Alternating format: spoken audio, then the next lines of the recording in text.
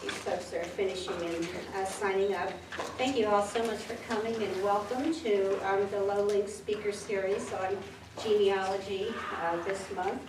I'm Carolyn Rourke and I'm the current board chair of Low Link. And we thought we would mix it up a little bit for this particular speaker series and do something a little lighter than we normally do. So we're going to touch on genealogy, and judging from the attendance, it's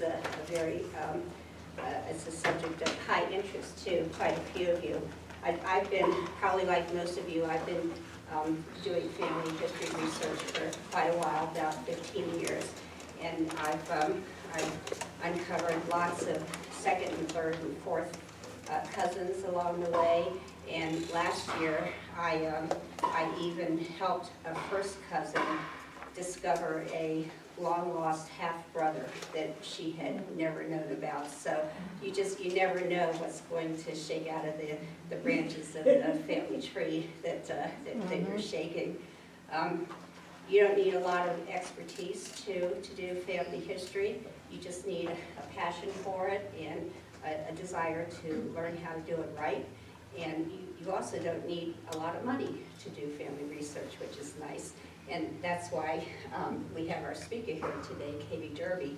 She's going to tell us all about how to do a lot of family history research for free on the internet. We're very lucky to have Katie. She's a professional genealogist with a BA degree in family history and genealogy from Brigham Young University, with a specialty in U.S. South research, which fits us very well. She interned in the local history and genealogy reading room at the Library of Congress. She's a former director of the Culpeper Family History Center and is currently an adjunct faculty member at BYU in Idaho.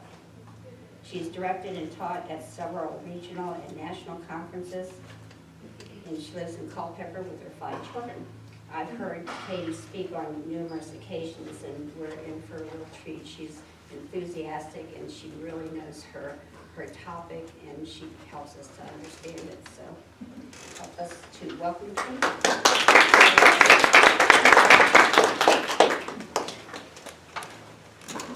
Be between my 2 guide ropes here. All right, welcome. How many of y'all have done some genealogy stuff for yourself? All right. Good. So I think what we're going to go over to begin with is kind of some background stuff, kind of getting started stuff, and then we'll get into the online resources that are free or that you can get to for free if you know how to do it, even though they may be subscription sites. So some of the first things I like to encourage people to do when they begin genealogy or when they are looking at it with fresh eyes and trying to improve the skills in it is to locate online some getting started resources. And a lot of the I had a microphone spring. A lot of the major websites, Ancestry, Family Search, are going to have whole sections that are just about getting started. And so one that you don't think about maybe is YouTube. Seriously, if you just put on genealogy and YouTube, I'll see you in 6 years before you finish all of the videos that are on there. And any topic too, if you were trying to find your Italian ancestors and you put in Italian genealogy, you would just have so many things that you could try and teach yourself some of the skills, especially about getting started in those beginning steps. Googling it is another great way. Lots of articles, lots of blogs, and things like that that are going to help you get started.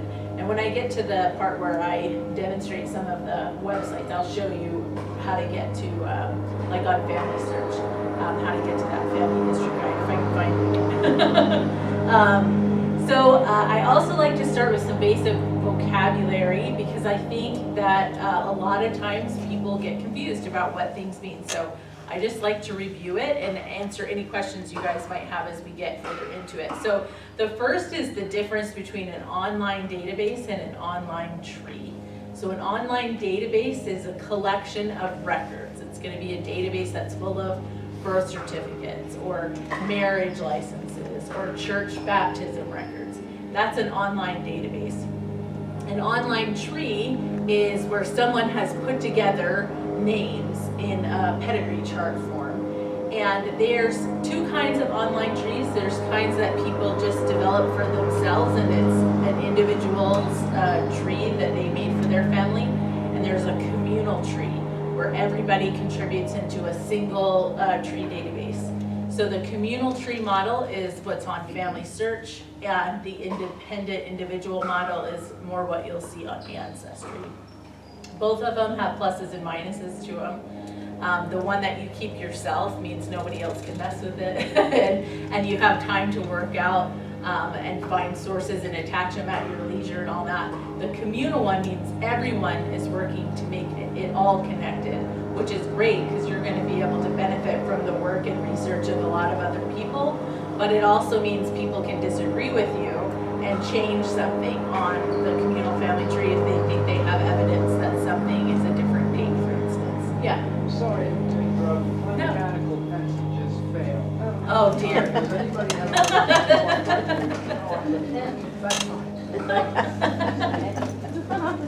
Awesome. So does anyone have a question about that difference, an online database versus an online tree? Yeah. Okay, so I'm working with Ancestry a lot, but a lot of times people that match up with my DNA have the facts wrong. So then I don't accept them, you know, when it says to accept, confirm. Yeah, so Because that's I don't the, want all that mess on my Yeah. tree. I would never, I mean, just like good research methodology is never accepting information on a family tree anyway. It's always using it as clues to find the information out for yourself, and then adding it only with sources.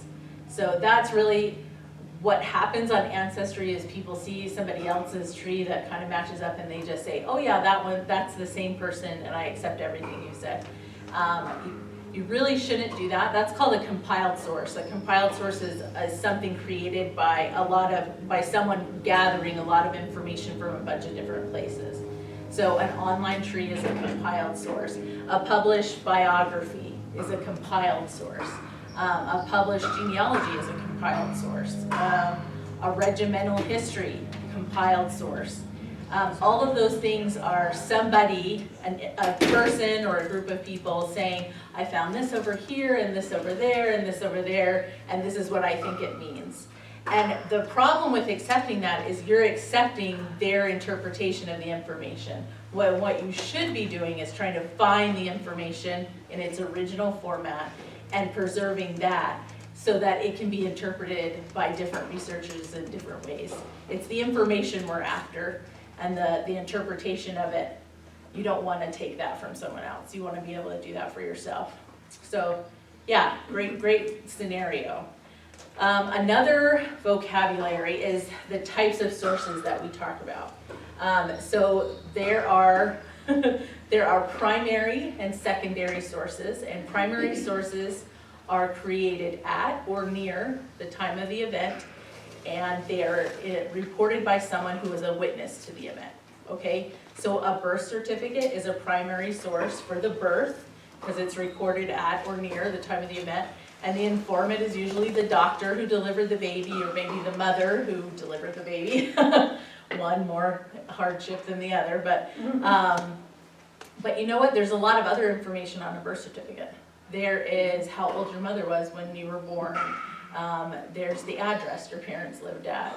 All of that is not primary information on a source, right? Because that isn't necessarily recorded at the time your mother was born. Do you know what I mean? Like a death certificate, for instance, it's primary information for the date of death, the cause of death, the place you were buried, the doctor's name who signed the certificate, but it's secondary information for the birth date of the person who died, because, I mean, what are the chances that the person reporting their birth date witnessed their birth, right? So that's secondary, you see. So secondary is anything that's removed in time from the event or is secondhand information. In other words, that person wasn't a witness themselves, the ones reporting that.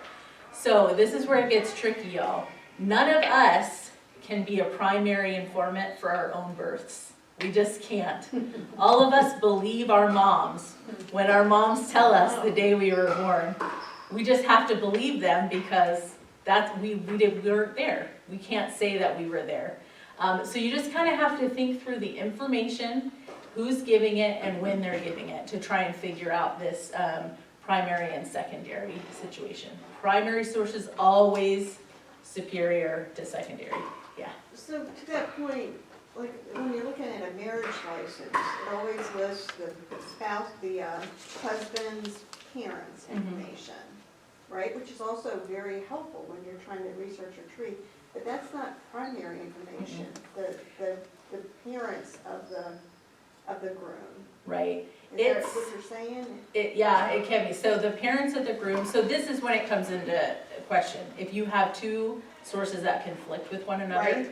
if you have this groom's birth certificate and it lists his parents as John and Sally, and his marriage license lists his parents as Mike and Sally, then which one are you gonna go with? You're gonna go with the birth certificate, right? If there's a conflict, primary wins out over secondary. And that's kind of how you group. Now, can primary sources be wrong? Oh, yes, they can be wrong. But you can kind of figure out a little bit of a mathematical thing.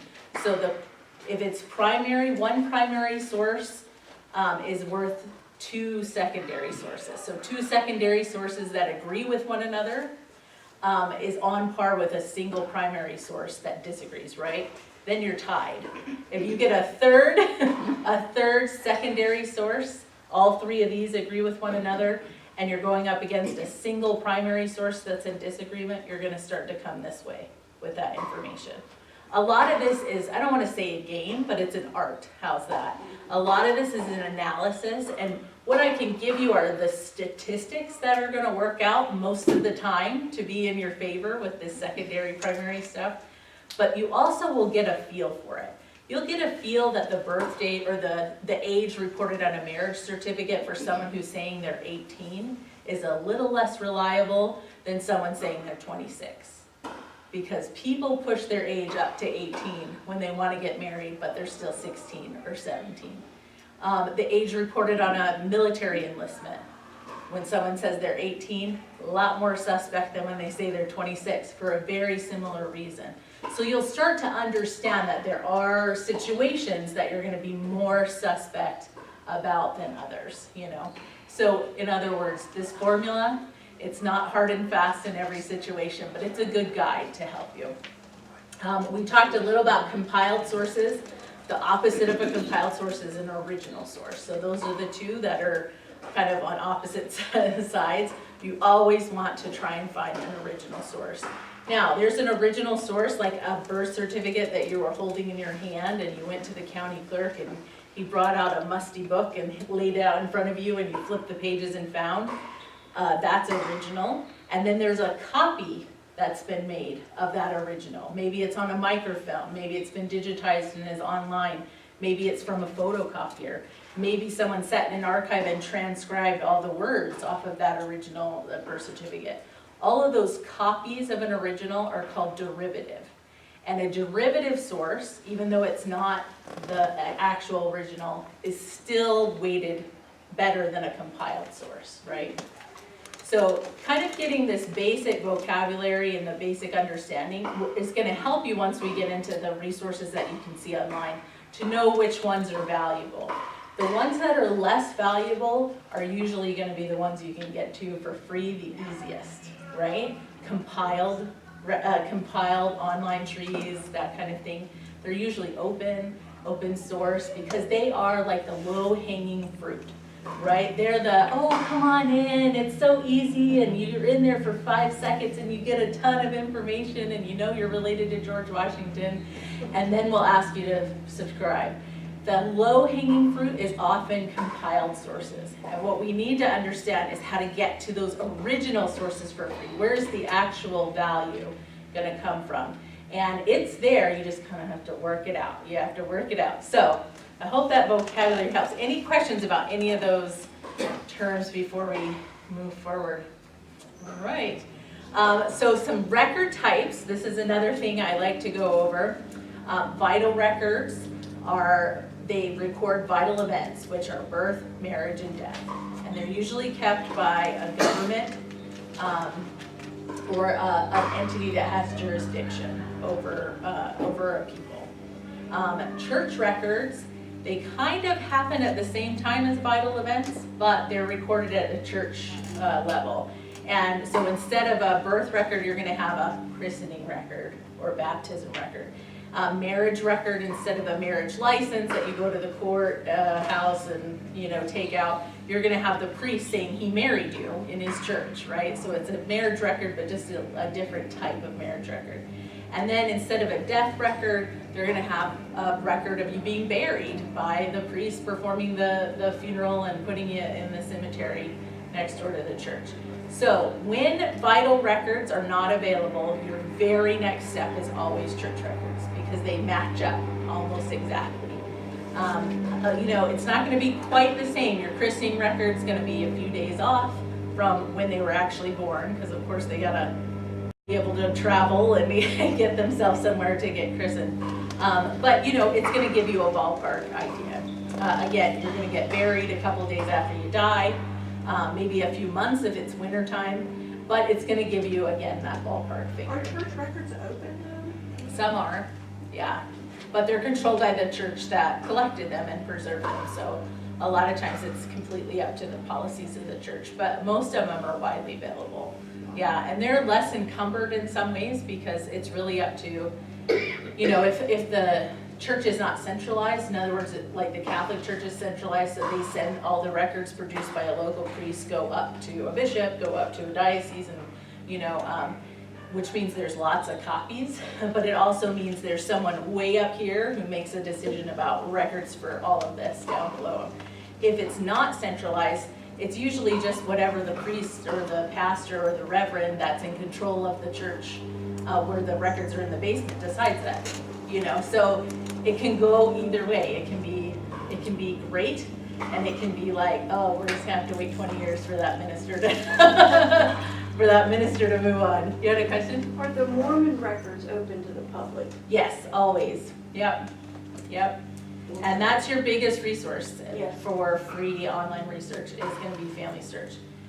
So Family Search is the largest genealogical organization in the world by many times over. Many times over. Yep. And there's always local help available. Yeah. From the church. Yep. At Family History Yeah. Centers. Everything Yep. is open to the public, not just Mormons. Yep.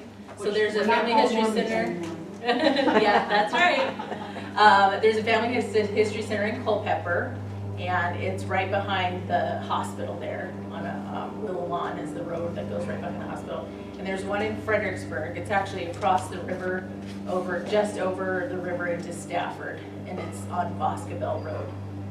But you can Google either Culpeper Family History Center or Fredericksburg Family History It's Center. an and office you it'll can pop up. go in. Yes.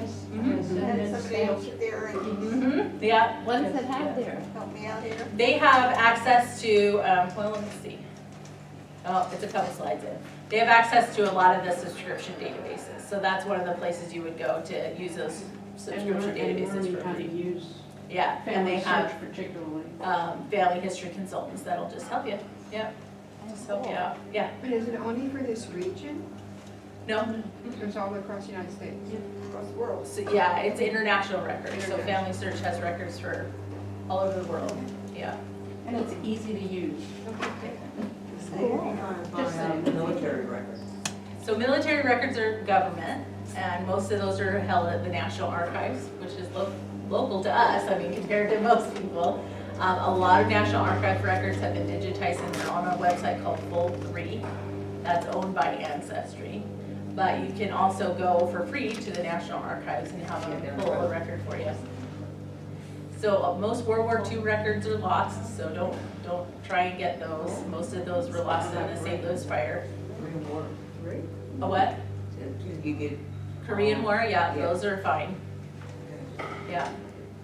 So you should be able to, so they have limits, it has to have been so many years ago and that kind of stuff, but yeah, you can get access to those.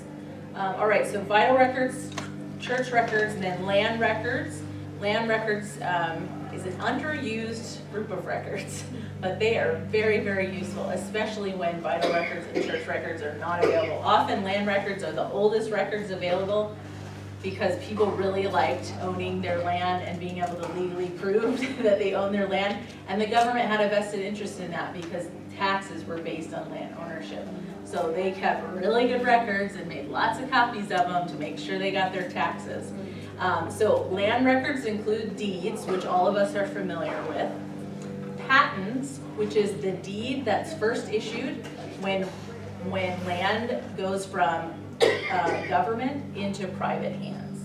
So anyone who bought land from the United States government, homesteading, all of that stuff, that was given for the first time with a patent. Land and property that passes between two private individuals is always done with a deed. From a government to an individual is done with a patent. Exact same thing, it does the same thing, it's just got a different word.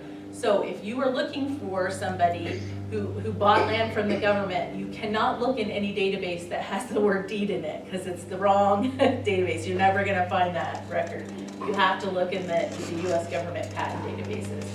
A land grant is one given from a sovereignty into private hands. So that happened, we're an original colony. So most of the land here in Virginia was granted from the King of England for the first time, and that's the first time it passed into private hands. So you know Lord Fairfax, you owned a ton, the Northern Neck land grants. So that's the terminology, and those are the records we're looking for when land passes in colonial times from the King of England into private hands.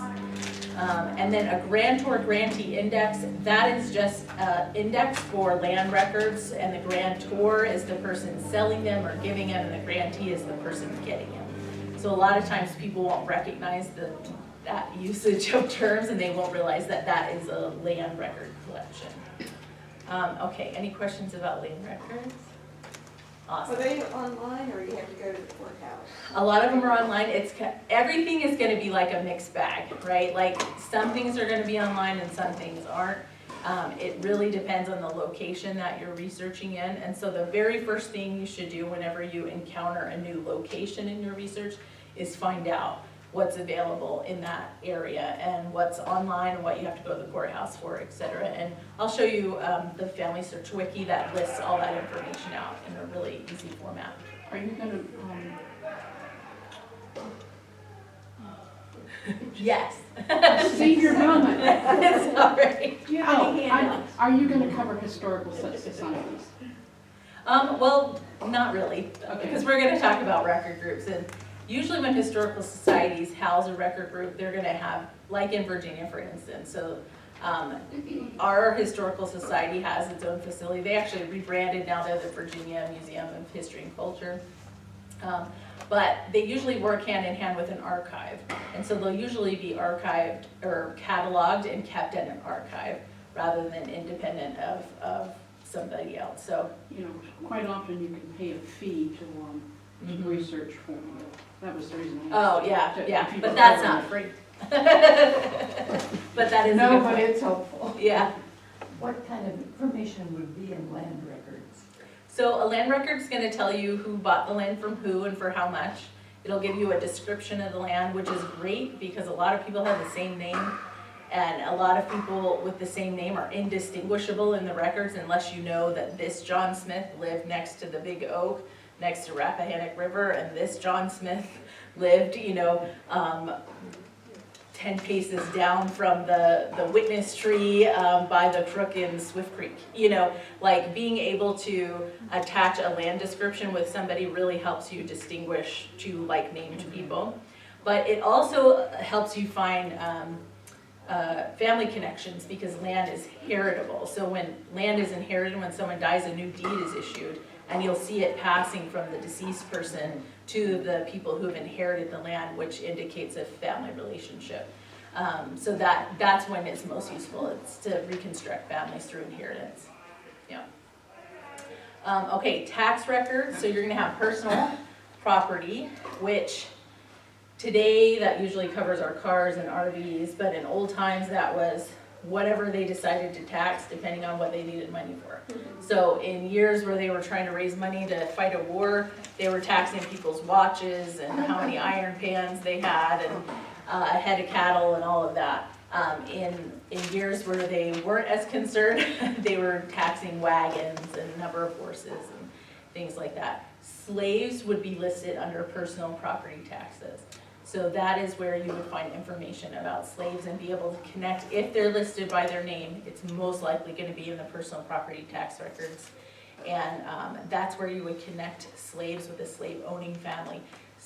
In order to research slave ancestry, you have to research the white family that owned them. That's how you follow them through time.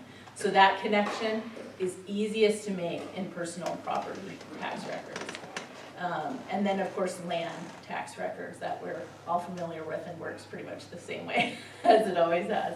All right, census records. So there are more than just the census that we're familiar with. The one we're familiar with is called the population schedule, and it lists the population, and it's counting people, and it lists their names. It has been every 10 years in the United States since 1790. The 1890 census was lost in the fire at the National Archives, and so it does not exist, so don't try and search for anybody in 1890. You're not going to come up with much. The only thing that survived are little fragments of the veterans schedule, which is a different, it's not the population schedule that most people are looking for.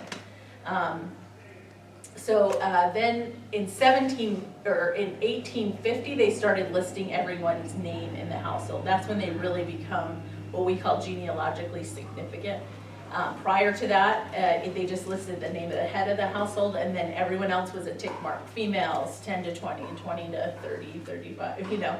It was just numbers of people with their gender and whether they were free or enslaved is really all the data that they captured. And so you can't figure out relationships that well, etc. So they become genealogically significant in 1850 forward. Then there's the slave schedules, which was 1850 and 1860, where they had slaves listed separately in their own schedule. Often they're not listed by their name, they're just listed under their owner's name, and then again, it's going to be a statistic, male, female, and age. Sometimes they'll be listed with their names. You just have to look and see. Agricultural schedule is really fun. It's not going to help you make family connections, but if on the population schedule your ancestor is listed as living or owning a farm, it'll list an agricultural or farm schedule number next to his name. And you can take that number and go to the agricultural schedule and see how many acres and what crops he planted and how many head of cattle and sheep and pigs and how many bales of tobacco they sold at market that year. All kinds of just kind of interesting information about them. Are those old records available online, like an ancestry? Yeah, those are all available. Even the farm? Yep. records? Mm-hmm. They're all listed under a database called non-population schedules. So they take population schedules and they put it by itself. That's the census that you're used to. And then everything else goes under non-population schedules. And there's more than I've mentioned here. There's also manufacturing, there's institutions where they do a census and list all the hospitals and newspapers and schools and things like that. But the ones that are most significant are population, slave, agriculture, and then veteran schedule, where they asked everyone if you're a veteran. Now these are not every year. The veteran schedule is usually the census or two before veterans from a previous war or begin to be eligible for a pension based on their service in that war. And they would ask the question so they could predict how much money they were going to need to start paying to the pensioners once they became eligible. So you'll see those after a significant war, and they'll ask if you served, and then if they did, they'll put your name on the schedule and they'll ask you some questions about your service and what branch and things like that. So those can be interesting if you have someone who served in a war.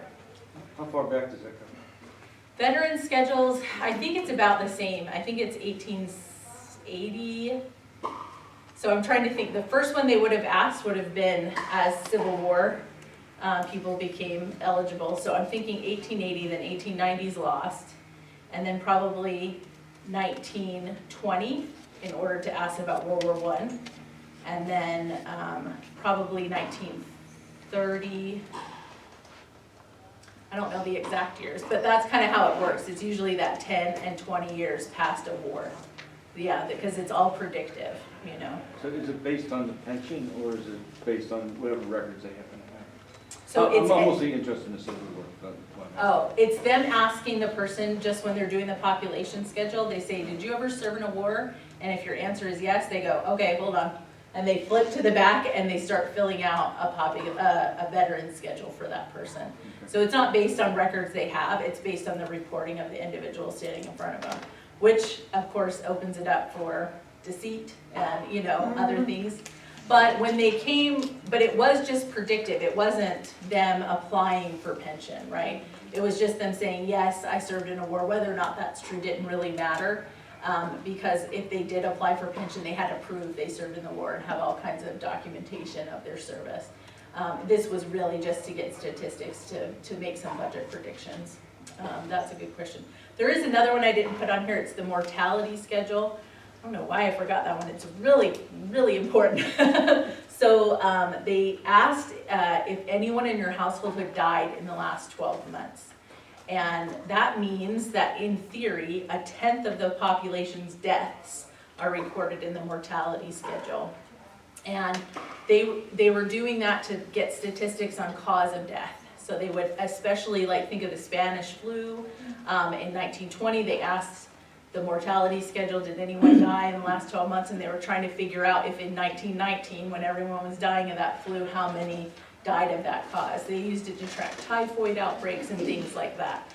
So what they would ask is the name of the person who died, when they died, their birth date, the cause of death, and I think that's all the information that they asked for. There might have been a year where they asked for the name of the doctor that witnessed the death, but I'm not too sure on that one. You had a question? Yes, if you're having trouble finding a death date, would this be a good resource? Yeah, I mean, like, you have a 1 in 10 chance that they died in the year before the census was taken, right? So that would be a good thing to try. Yeah, for sure. Okay, and where do you find this at? They're Online? also in the same database called non-population schedules, so Oh, they're gonna be on Ancestry and Family Search both Thank have them. you. Yep. All right. This is a long, I should have broken this one slide up a little bit. Okay. Probate records. That's estate records, wills, guardianships. Guardianships do not mean back then what we think they mean today. They have nothing to do with the custody and care of children. They are strictly making a guardian who's financially responsible for the inheritance of a minor. So when a minor's parents die, they can't inherit money yet. It was against the law to give minors money, so they had to be given to a guardian to protect and take care of the money until the minor came of age. It's not impossible that the person named as the guardian financially did adopt the child and raise them, but that is not at all what a guardianship is actually saying. There's no obligation in that way, so they are completely separate. Now we use that word in a different way, so it's important to remember that. And then inventories, that's when someone passes away without a will, and they have to go in and list all their belongings and then sell them off and divide them up. I love inventories. I mean, I really love it when people leave wills, don't get me wrong, because they're fun and fascinating to read, but when people don't leave wills and they leave it, they have to inventory their belongings, you can see what life was like. You can think this person who was so wealthy in their time period listed, owned 6 chairs, a table, and 2 bedsteads, and you're like, that was super wealthy, it's just kind of mind-blowing. I really like inventories. But all of those go under probate records. Okay. Any questions from this slide before we say adieu? Okay. All right, so now we're getting started. You've just been preparing up to this point, y'all. Okay, you always start with yourself and work backwards. Start with what you know, with who you know, what records you can gather yourself from your own house, from your parents, from your grandparents. You can use forms to help you start to organize a pedigree chart, or a family group record. Both of those are freely available online. Just Google those terms and you will get a million sites that want to give you a free blank form that you can start to fill out. You can use online software that's on your computer that keeps track of these too. I like the computer route. The less paper, the easier it is to pass on your work to other people. If you have a bucket full of your genealogy, only one person's gonna get that bucket. But if you have a software program full of your genealogy, every single one of your descendants can get a copy of that. So just imagine the value of one versus the other. So if you can make the switch over to computers, it makes your effort much, much, much more valuable. Because at some point, someone's gonna have to enter everything in that bucket into a computer to make it useful. So it might as well be you. Then you get all the credit, right? You don't want the credit. So ask relatives and start for yourself, yeah. What's the best program to do that? So there's lots of free ones. I mean, to me, best equals free. So most of them have a free version. So Roots Magic has a free version. Some of them have gone defunct, like Ancestry used to have one, but now they just rely on the online version that you can do, and that's behind a subscription. Family Search used to have one called Path, Personal Ancestral File, but they've done away with that in favor of their online tree, which is the communal tree that you can't really control by yourself. So there's different ones specific to Macs, which I don't use a Mac, so I'm not exactly familiar, but if you Google genealogy software, you'll come up with the latest and greatest, I'm sure. And most of them have a free version that's going to be just fine for the vast majority of stuff you're going to want to do for a long time. But Roots Magic for sure, that one works. And they'll all talk to each other, so they all can convert everything into a file format called a GEDCOM. That's a standardized format. So if you download a GEDCOM from one, you can upload a GEDCOM to another, and it'll work on a new Does it include genealogy all the software. attached documents that you find? It'll bring that, Yep. not just the tree, but Yep. all the supporting documents. All your notes, yeah. So we're really glad they standardized that, because if not, we would be beholden forever to the one that you started with. So they standardized the file format, and all of them have agreed to use it so that they're interchangeable. And what happens when you, like, I'm tired of paying $15 to Ancestry? I'm gonna cancel You my you can download your tree and as a GEDCOM, How do you and then you can have it and open it in a desktop software if you want. You don't lose it. You only lose it if you don't know how to do that. So make sure You you, can't download it. I cannot do make that. sure you read on how to download it, yep. What is it? You're saying GEDCOM? Yeah, GEDCOM. Thank you. Mhm. And what is that? Is that a file type? It's a file type. It's like a PDF or a JPEG or Word. If I may, I had a little more elaborate question. It was the same question. And I have no software. I'm trying to get started. I want to pick a software that's going to be around for a few years. I don't want to start with one that might not, but I have no idea which companies are the most likely, the most secure, the most likely to keep going. I'm interested, I don't mind paying for it to get started, because I want to get the easiest to use, the most reliable. I'm interested in, do any of these programs have a help desk? A lot of them do. Can you, even if you have to pay for it, I'd be willing to pay for that. I'm interested in a company that has a reputation of being cooperative with people who call and ask simple questions. So you can just Google genealogy software reviews. There's actually a chart that'll pull up that lists them all and breaks down the categories and gives it a check or a minus, or, grades it in some way. So you can figure out the things that are important to you and kind of pick and choose that way. I think as far as what's most likely to last, I would look at what's been around the longest at this point. That's probably the easiest way to gauge that. But because GEDCOM exists, you don't actually lose anything if something goes out of business and they no longer update. You just download your GEDCOM and you can re-upload it in something else. So thank goodness for that. That really changed everything when everyone agreed to go standardized with GEDCOM. And that was because of the LDS church, so they had PATH, and they said, we're only gonna work with all these private vendors if y'all agreed to do this. And so that made it a lot better for everybody, a lot better for everybody. Was someone else have a question? Too many. Okay, Yeah, no I problem. think too. Okay, filling You out do forms home just. visits. So most of the forms I said you can get online for free, you can find free versions of the software, that's definitely where you wanna start. I would try out anything, try the trial version before you buy anything, but a lot of the times you'll find the trial version works just fine, and you don't need to buy anything, you know? So don't be afraid to start looking, cause you think, I don't wanna invest, you know, $30 or whatever a year in a piece of software.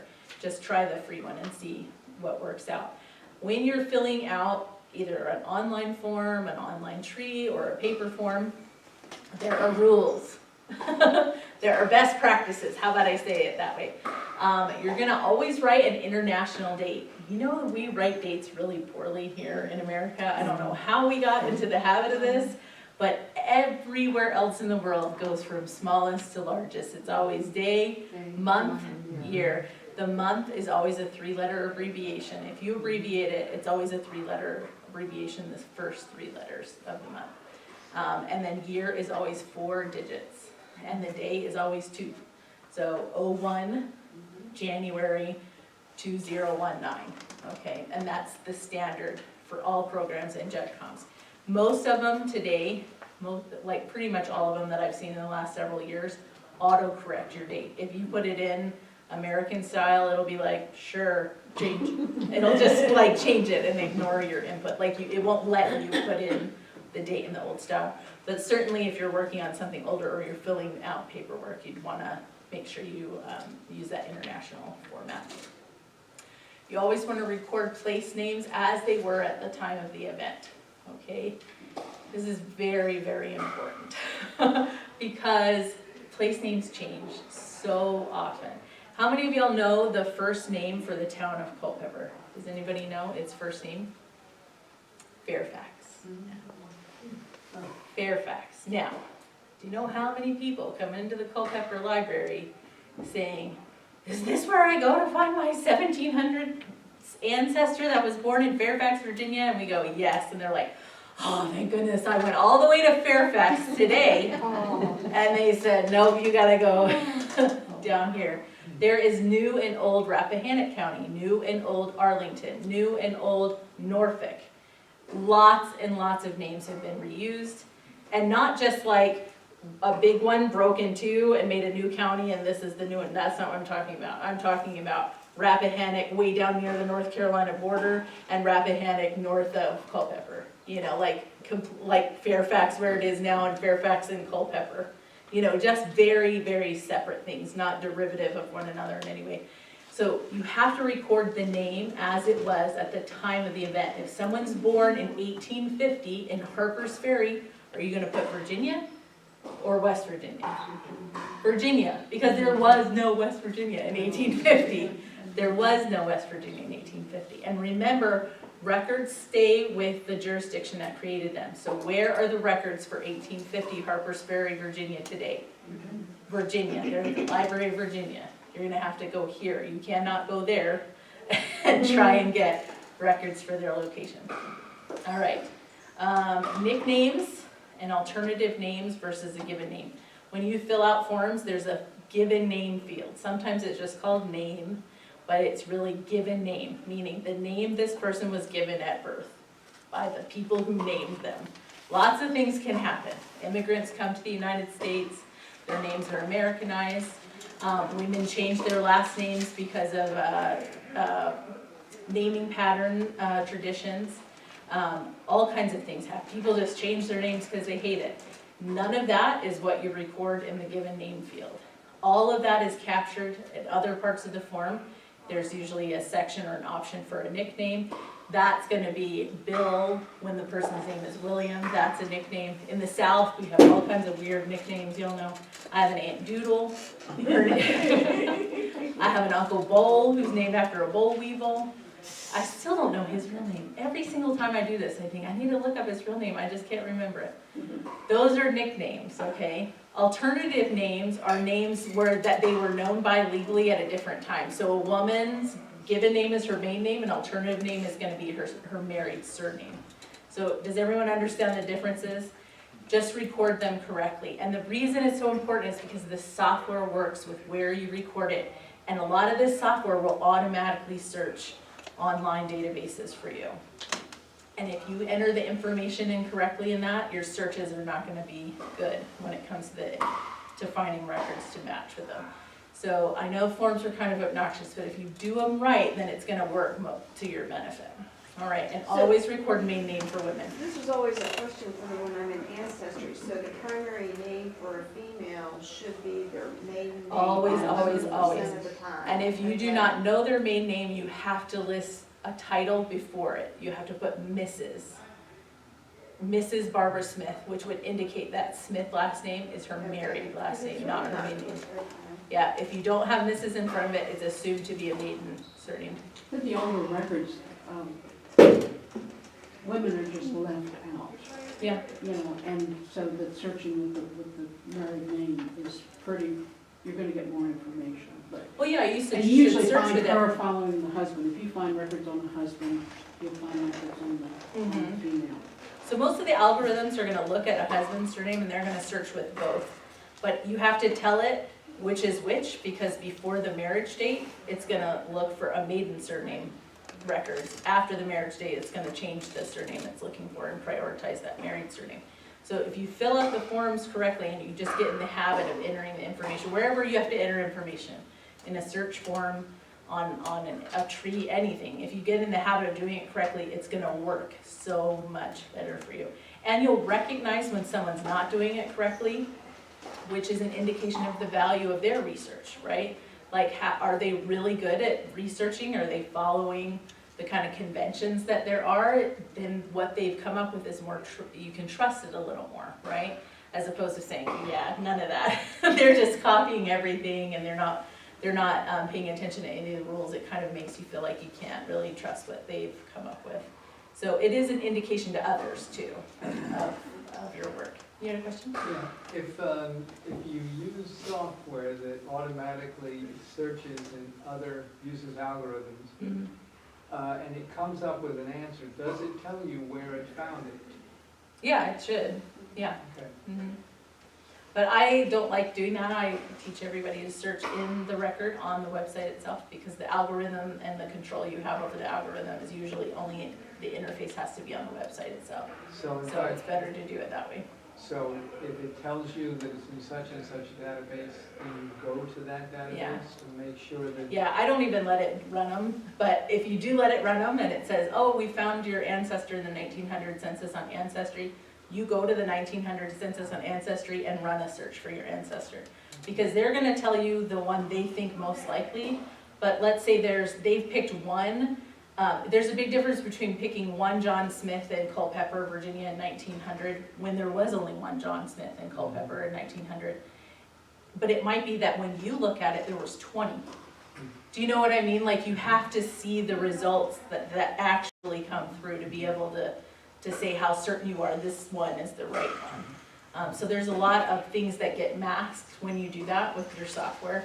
And so your results are just gonna be less accurate as a result, yeah.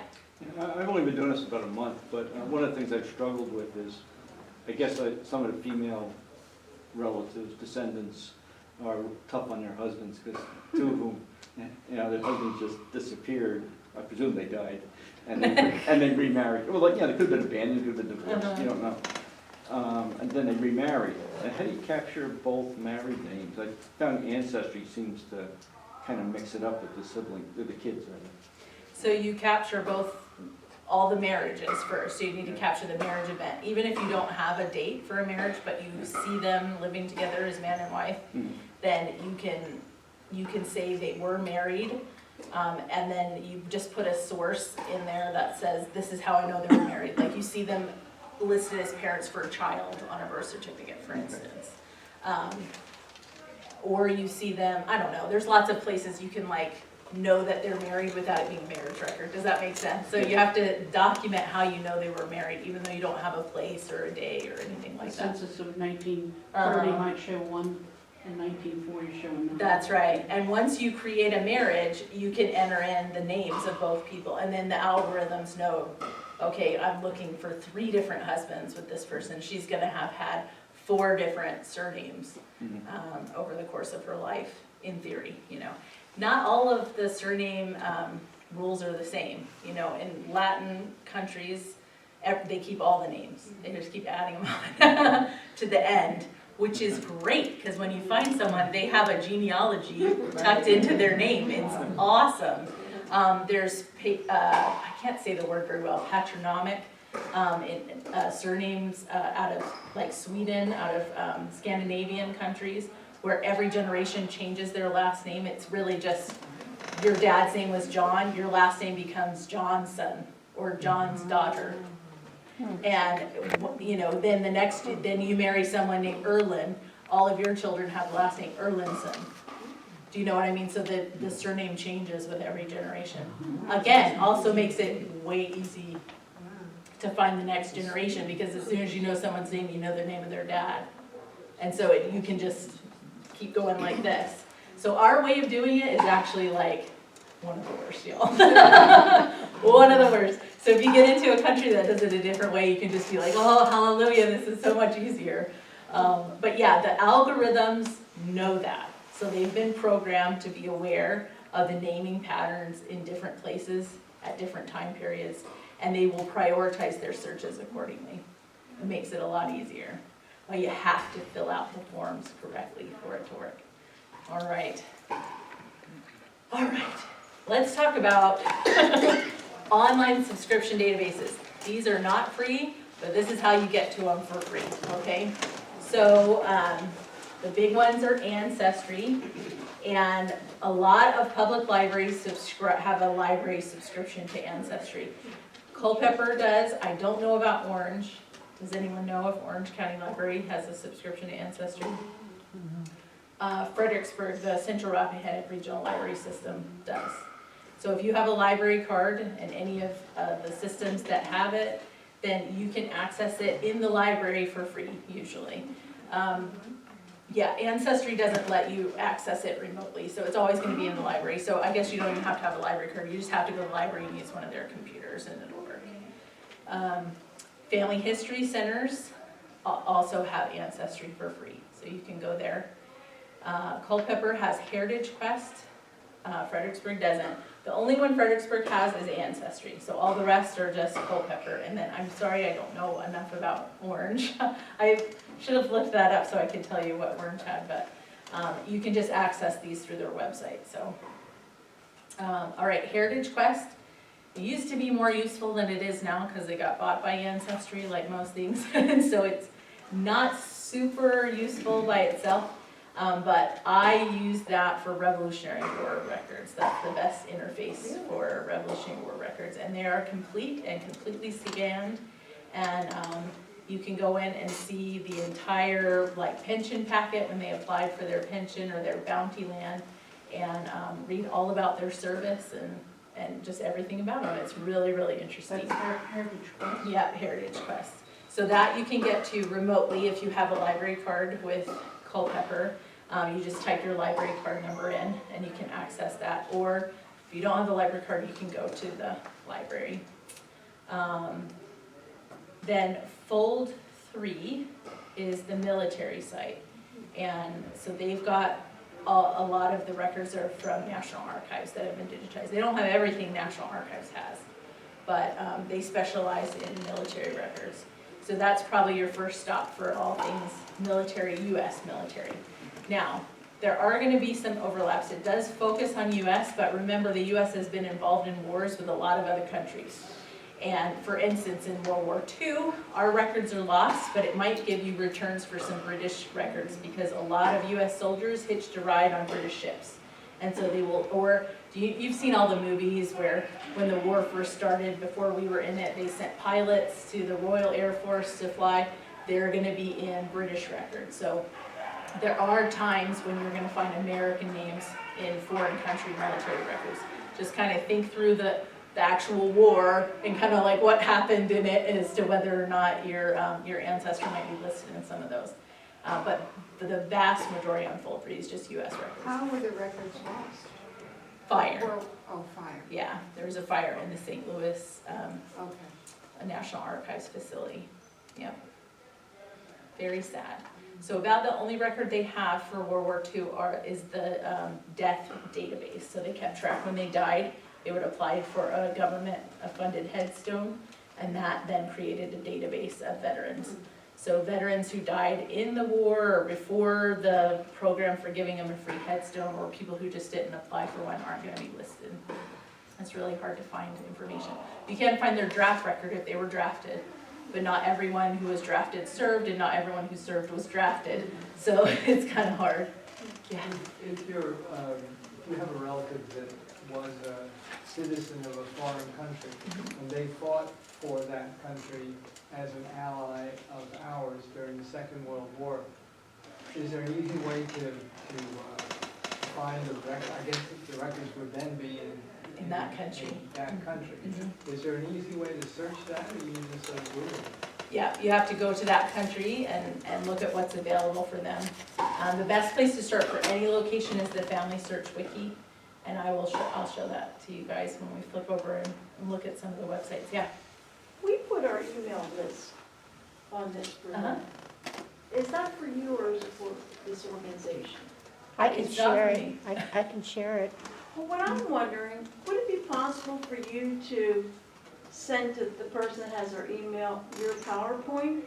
Yeah, I actually have a handout of this. Okay, that that's can what I send was to you. wondering, just Yeah. some way, because Yeah, there's that's so a great much idea. information. I know. It's I'm like, best just to kind of listen Good to thing you we have till rather than 12. worry about. Thank you. no problem. Yeah, that's great. I'll do that.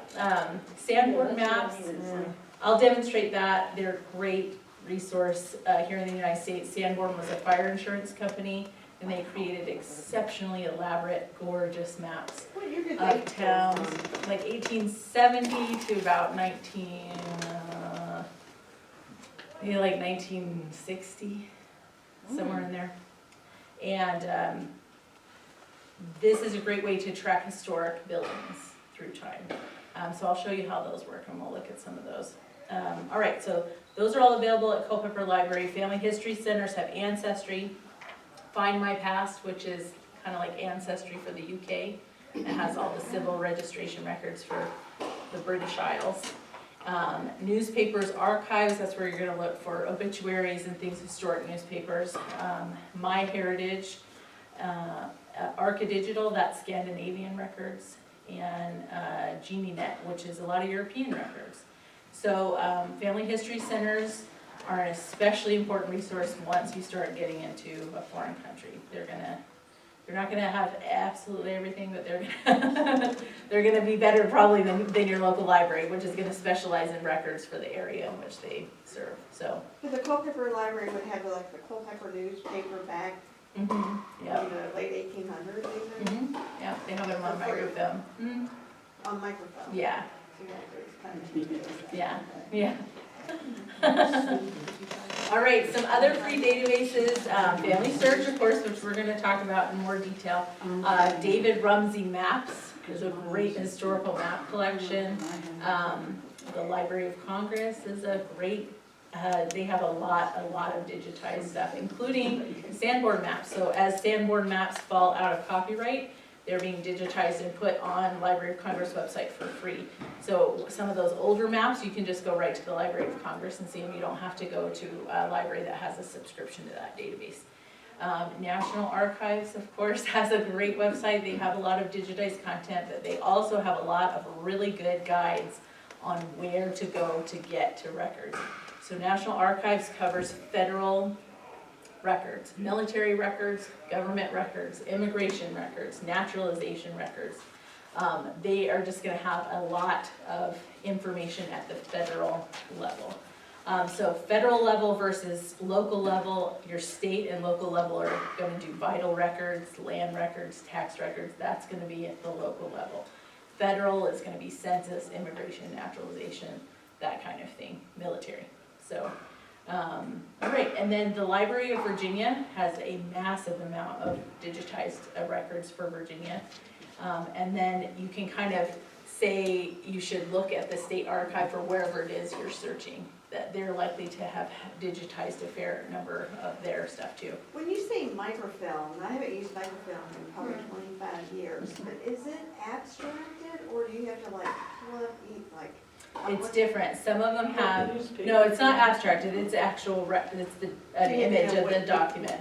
But some are indexed, they've created an index for them, and so they'll say, you know, it's on frame number, whatever. Not all of them are indexed, some it's only down to the year, and you're gonna have to go page by page within a year, or something like that. Yeah, so it's just kind of a mixed bag when it comes to microfilm. But you fixed the Culpeper one, right? So that's pretty good shape. Well, I think it is indexed. So they've started digitizing them, so they, you know, the microfilm's only for the ones before, because the newspapers themselves are all digital now. That's their primary format. So, you know, we don't have to worry about microfilm anymore.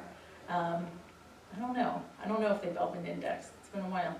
I was very disappointed. I went on to newspapers.com looking for the old freelance stars.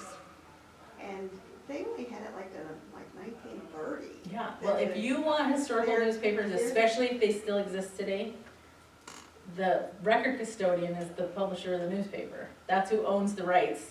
And if they don't let these databases publish their old newspapers, then they can't do it.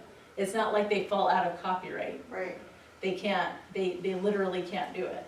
So anytime you encounter a record that's privately held, like a newspaper, then it's pressure from people who want access to it that makes the difference. It's writing letters to the publisher, and, you know, Berkshire Hathaway, I think is who owns it now, and say, please release release your historic newspapers so they can be So used. it's up to the individual newspaper. Yeah. Which works out. Now, newspapers who are defunct and who aren't owned by anyone, they then apply to the copyright laws.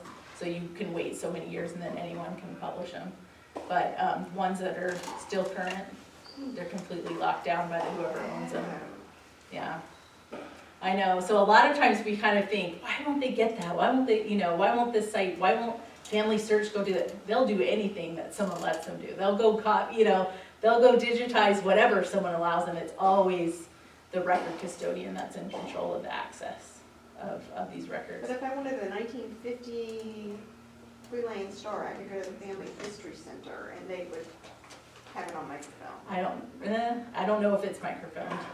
I know the Freelance Star is probably at the library. They probably have copies of it at the library on microfilm, but I don't know that they've allowed other entities to have it. Yeah, you'd have to look it up. All right.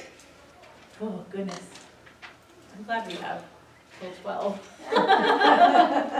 Okay. Just a few beginner tips. Yeah. I'm sorry. It's okay. I know you're. It's all right. It's y'all's time. I want to be a little encouraging about microfilm. If you're studying a specific, for me it would be a specific ship, but you're interested in knowing the environment in which that ship existed, the economic environment, the weather, the competition, and so on, leafing page by page through a microfilm often gives you see headlines, you see articles, you discover there was a Great Depression in so-and-so, and that affected, in my case, the profitability of the ship. So don't be discouraged. Microfilm can be very valuable in these ancillary ways. Yeah, very good point. All right, beginner tips. These are what I wish everyone knew before they started doing genealogy. Spelling does not matter. It does not matter. It makes It it harder doesn't count. though. Oh yeah, but it does not matter. Never, ever, ever say this person is not related to me because their name is spelled slightly differently than what you're expecting. My last name is Derby. Half of them went with Derby, and half of them went with Darby, D-A-R-B-Y. They're all related. It's all the same family line. I know, it's an A versus an E. It does not matter. There were not even spelling rules. Webster invented spelling rules because he wanted to sell dictionaries saying this is how something is spelled. I'm not kidding you. He literally invented the concept that there should be rules about how something is spelled. Prior to that, it was completely phonetic. And phonetics changed based on accents. The way Southern people with a Southern draw spell things is very different than New Englanders. Very different.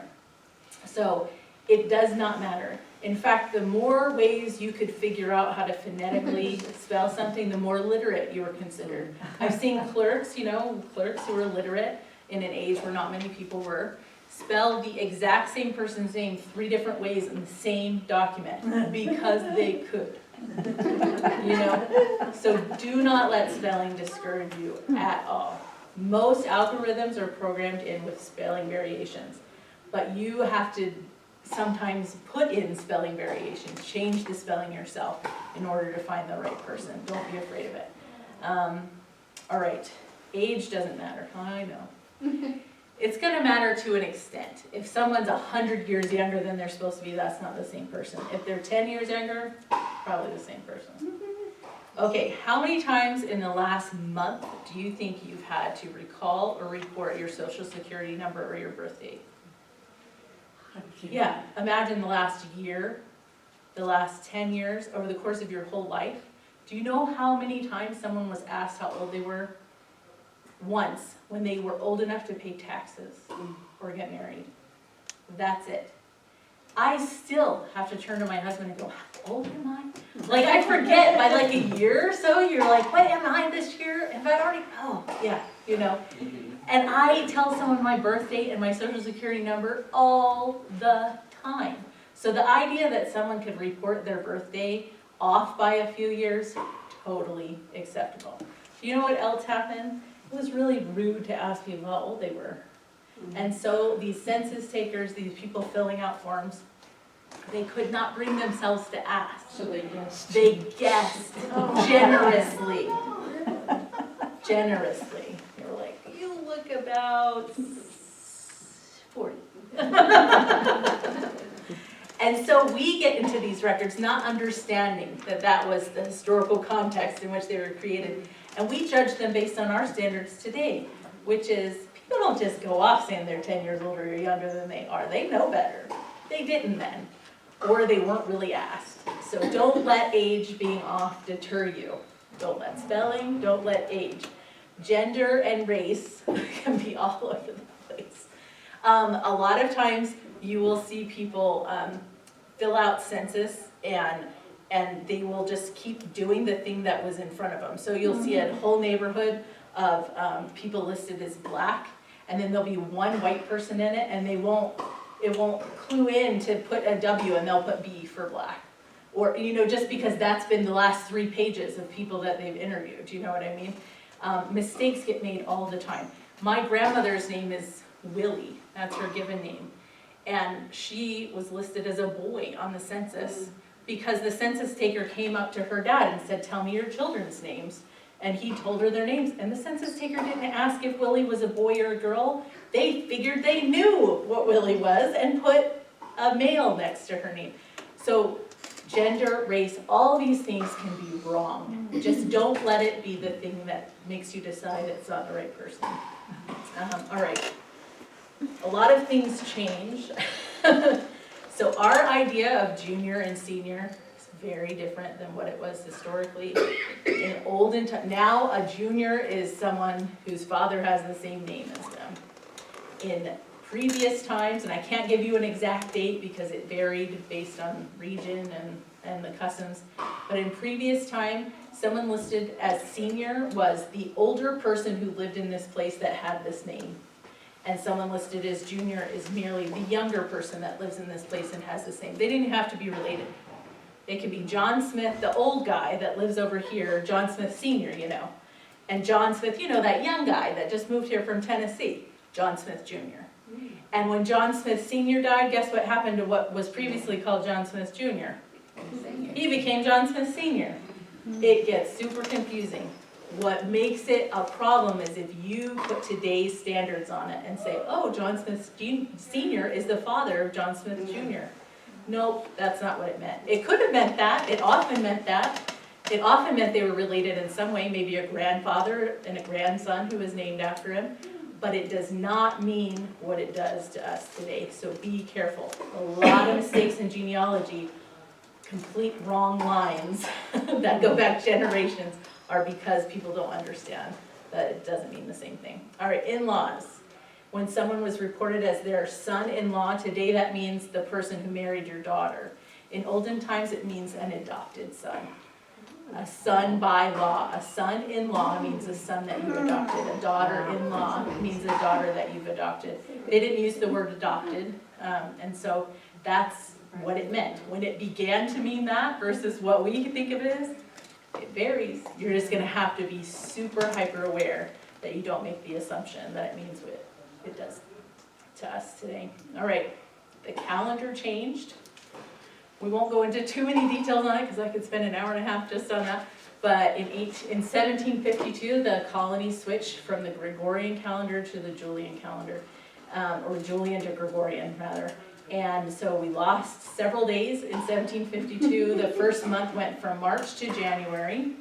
So the first month of the year used to be March, which is why at the end of the year, have you noticed all the end months have a root that's a number? November, December, October.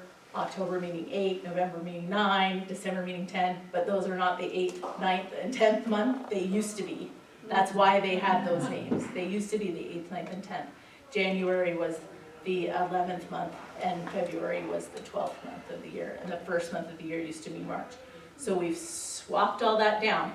So in 1752, where this switch was going, they double dated things. So you'll see dates listed as for many years before in anticipation and many years after. In order to clarify, they double date. The first 3 months, January, February, and March, are usually listed as 1752/3, 1755/6. Kind of our Y. Or they will have an NS or an OS next to the date. The NS is new style, meaning the Gregorian calendar, and the OS is old style, meaning the Julian calendar. We also lost 11 days in September that year. People went to bed on September 1st and woke up on the 12th. And so if you see a date reported in between those two in the year 1752, those days just did not exist. And we think time change when you go on a plane. I know, it must have been hopping, huh? So that you will encounter if you get far enough back. It changed all across the world, so in all of Europe and its colonies, but we were one of the last, so you'll see this having taken place years prior to 752 in the various European countries that followed the same calendar change. Okay. Handwriting also changes. You'll have to get used to the handwriting styles of the time that you're looking in. You can have a leading S, which really means one looks like an F and then an S, but it's really double S, because the leading S, they changed the way it looked. Different things like that. They had something called a thorn, which looks a little bit like a plus sign, and that was the TH sound. And you'll see a little plus with an E, that's the word the, T-H-E, a little plus with an E. So it's called the thorn. It's a letter that we don't have anymore, but they used to have. You didn't realize that English used to have more letters than it is, but that's an example of one. All right. And then some things remain the same. Some things, once you know they exist, they're going to help you. Naming patterns, we've talked about. A very common naming pattern for here is the first son is named after the paternal grandfather, the second son after the maternal grandfather, the third son after the father, and then the same for girls. The first girl after the paternal grandmother, the second after the maternal. If you recognize this pattern in your family, you can use it to predict back generations and the names of parents of people. But it ends up creating a whole bunch of first cousins that all have the same name because they're all named after the same grandparents. And so that can be confusing. But it has its benefits and its drawbacks. But there's lots of different naming patterns and customs that you can use to help predict genealogy going backward. Customs, one that comes to mind is in French, Canadian, Catholic records. All of their children were given, all males were given the first name Joseph and all females were given the first name Maria. And then they were given their second name, which they actually went by in their life, and then their third name was their saint name, and then their last name. Well, you will see them listed legally with just Joseph and Mary. It's like the entire country is named Joseph and Mary, and you'll see like a whole family of 12 kids, and all the boys named Joseph and all the girls named Mary, and you want to rip your hair out because they're not giving you the actual given names. But once you recognize that this is what's going on and you just need to pay attention to their age, and that then becomes the distinguishing factor between them, it helps you. While Yeah. you're talking about that, is there a source for Canadian records, a good source? Yeah, Ancestry has most of them, yeah. Ancestry's got a lot of them. They also have Providence level archives, and so those have a lot of digitized records for Canada. Yeah, good question. All right. All right, I'm gonna have to start skipping some things, y'all, so we can demonstrate. Use software, online trees, keep a research log. No one likes to do it, but you don't want to repeat yourself. It's easiest to write down where you've already looked so you can move on to something else. Work on your first 4 generations first. A lot of people want to follow a single line and keep going back in time as far as they can on that line. It does not work well. Find that your first 4 generations go generation by generation, even when the surname switches. Because a lot of times they're gonna start marrying each other within the generations, and it's gonna help you, especially with maternal lines where you don't know the surname. So if you get to where you recognize the names in a place, Cherry and, these surnames that are, like around here, Jenkins and Yowell and, you know what I mean? Like, if you research and do everyone that's living in a place at a certain time, which would be a generation of people, then it's a lot easier to push and go back. Try maternal lines first, because they're harder. Because, Is that the reason why? yeah, because when you are working maternal lines, it forces you to branch out and see more of the community that they lie in to figure it out, which is gonna make everything much more accurate. And you're gonna get tired of it, and you're gonna switch over to a paternal line to give yourself a rest, so that you can, paternal lines are low-hanging fruit. They're like the sugar, like, you're gonna have to have some stamina to work maternal lines. So use your best efforts, your first efforts toward maternal lines, and take a break and switch to a paternal line for a little while and then come back. That usually is what keeps people from ignoring maternal lines altogether. And it's easy to do that. It's very easy to do that because it feels really good to find people. And it's a lot easier to find them when they share a surname and when they all follow a male line, because that's who the records are about. All right. Focus on US research first before you try and go overseas. Start with a census. It's the easiest here in the US. So as soon as you can, get to someone in your family that appeared in the census. The 1940 is the most recently released. 1950 will be released in 2022, so that's coming up. But track them in the census, then you'll have them every 10 years. Then think about what records were created in that 10-year gap and look for that record. So in this 10-year gap, they were married, so I'm gonna look for a marriage record. Then I'm gonna have 2 5-year gaps, right? Which is better than a 10-year gap. So that's kind of how I work it. I'm kind of a visual person, and I like to fill in someone's life as much as possible. So I look for those gaps in their timeline and think of a record that's gonna fill that gap in, and that's what I go for next. All right. Demo time. All right, family search, it's always free. You do have to sign up for an account. It doesn't ask you for payment information ever, but a lot of these records were filmed back under contracts that worked under a library system. So these contracts, they started filming these records in the 20s and 30s.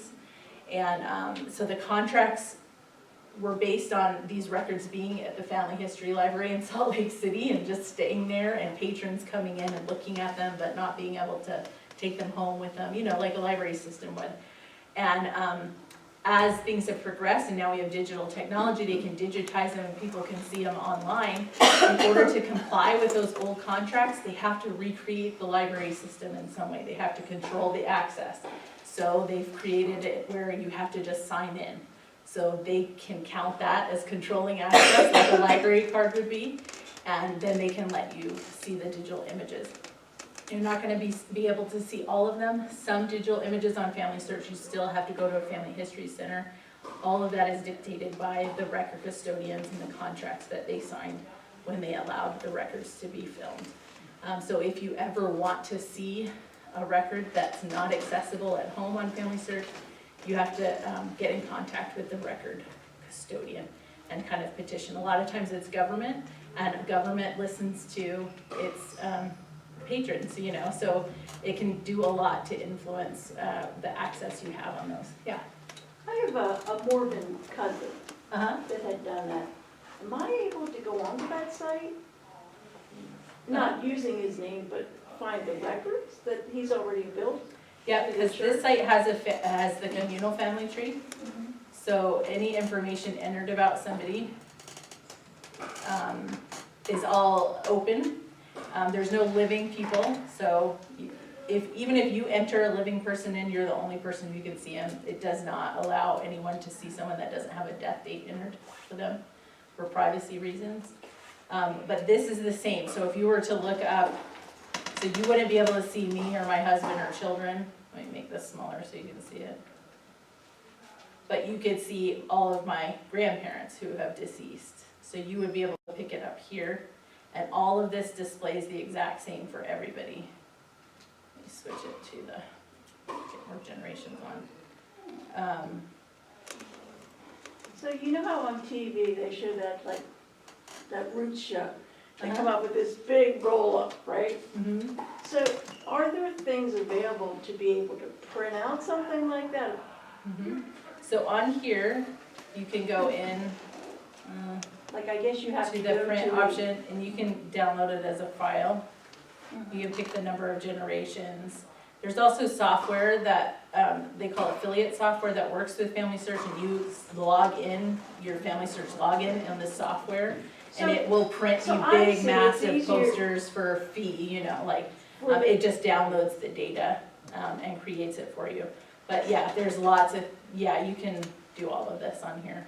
You can pick the number of generations So as you want long to as I show. know our common grandparent is deceased, Mhm. it would just go from there. Yeah, so your first common ancestor that's deceased, that's what you need to look for. That's And nice then- how it goes in a circle rather than how you see people doing it. Yeah, you can change it, so it was like. But I like that because it seems you can get more information condensed. Yeah, you can, but it's got all these options. You can do landscape, portrait, descendancy, which is you pick an ancestor and then you see all of their descendants from that person. You can pick your number of generations, and you can see over here, it color codes, so it has record hints for all the people in blue. It thinks it's found a new record that's not attached. Since I know this is already there. Mhm. And then data problems, like if someone's giving birth to a child before they were born themselves, they're gonna be like, something's wrong here. And it'll highlight it orange, and it'll let you know, go in and see if you can fix it. Record suggestions are in purple. So yeah, if you go in, let's pick Oda, isn't that a lovely name? It's one of my great-great-grandparents. Okay, so this is what someone's profile looks like. And they have the sources, they've just added these timelines, which are great because you can add historical events in. So they'll put it in a timeline form, and you'll see they'll add historical events for where that person was living for that time period. So if there's a flood or something really hyper-local, it'll add it into their timeline to let you know that your ancestor might have been a part of that, you know. Wars, drafts, registrations, that kind of thing will show up. So I don't, that's super cool. I like the historical events being added in. The sources, this is all the sources that people have attached to ODA. And then you can actually click on the source yourself and see the image if the image was available. This is all free, Yep, no account information. or no yep, nope, never. subscriptions. Yeah, Family Search is a nonprofit, so they literally can't do Is it anything. part of the Mormon church or not? Uh-huh, yep. Oh, it is. Yeah. And, yeah, so you can get to the documents that other people have attached to the person's name. Show them You the can help, attach yourself. Show what? show them everything under help.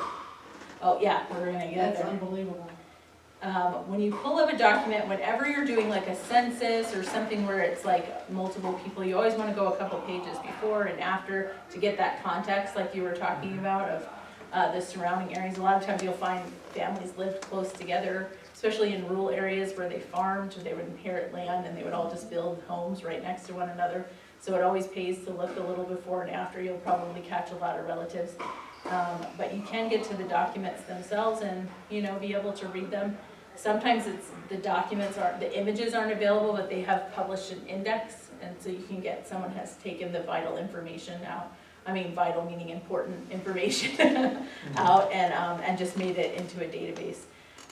But that's kind of how it worked. And then from someone's profile, let's go back to her profile. You can search based on all the information that's been entered, and you can search on lots of different websites. So all these websites are partners with Family Search.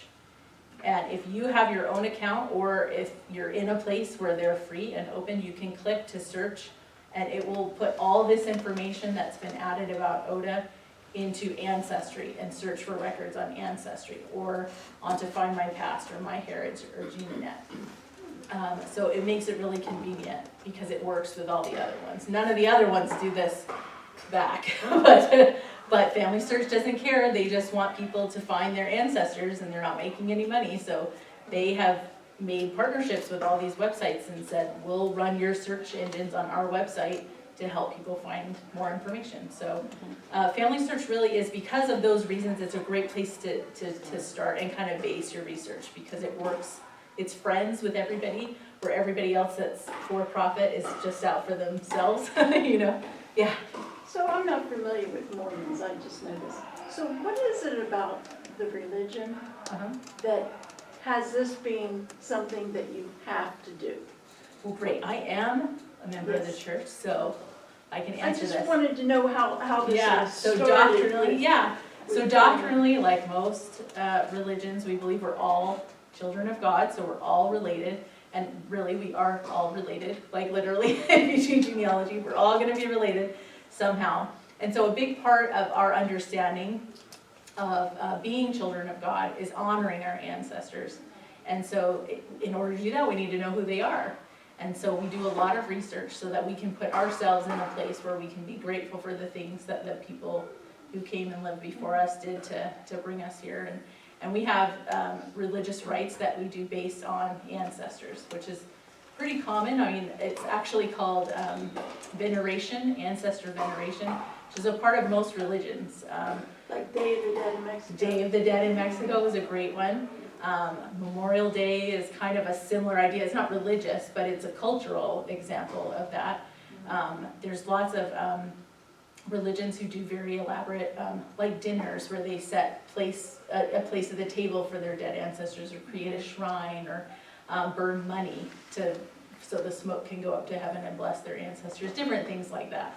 So it's not too far out of the realm of things that you're probably aware of. It's just that we have invested a lot of money, and because of that, we feel it's an obligation for us to make that available to everybody, because it's not just LDS people who have ancestors. And so is it started at a certain age, or when, like say if an outsider, that's the only reason I know of this, because our family wasn't Mormon. So it's that when he joined your church, this was something that he needed to do.